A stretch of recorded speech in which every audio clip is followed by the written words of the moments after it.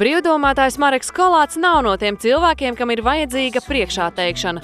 Tomēr arī viņš devās pie astrologa Andra Rača, lai noskaidrotu, ko viņam sola zvaigznes.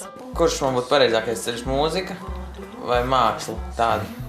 Man liekas, ka tev gribēsies atstāt arī kaut ko paliekošu, tāpēc, teiksim, paliekoši, piemēram, mēbeli paliekoši, jā, dziesma, ja viņi ir ierakstīti, jā, bet viņi ir, teiksim, kaut kas ir dzīves tajā brīdī, jā.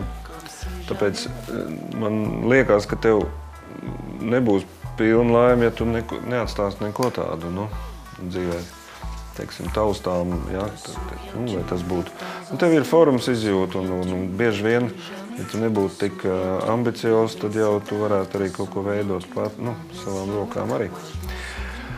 No šiem diviem variantiem, ja man būtu jāizlēm, es tomēr to mākslu varbūt nedaudz ar 51% pārsvaru, teiksim, atstātu, ja.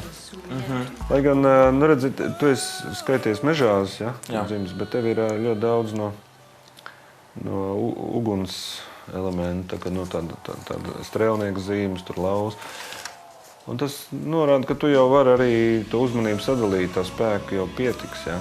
Atbildi uz tavu jautājumu būs nevis tu to izlēmsi, bet tu redzēsi, vai ir jēga vispār, teiksim, tajā virzienā iet, un to tu redzēsi pēc tā pieprasījuma. Man ir 19 gadi, un es īsto savu ceļu, tādu tiešām īsto nospraudīšu vēlāk. Es mēģināšu to visu apvienot tā pa smuko, un tas ir ļoti iespējams. To var perfekti izdarīt, jo tās ir divas ļoti labas lietas. Lai gan tu neesi tāds, kaut kāds darba ņēmējs, kas ies uz darbu tur, kur ir darbs, ja, bet tu nedarīsi arī radošu darbu tikai sev. Ja tu redzēsi, ka nav jēga, teiksim, ka tas citiem ļoti nav vajadzīgs, tad tu vienā brīdī arī vari to pārtraukt. Man vajag tā, ka darbs ir ļoti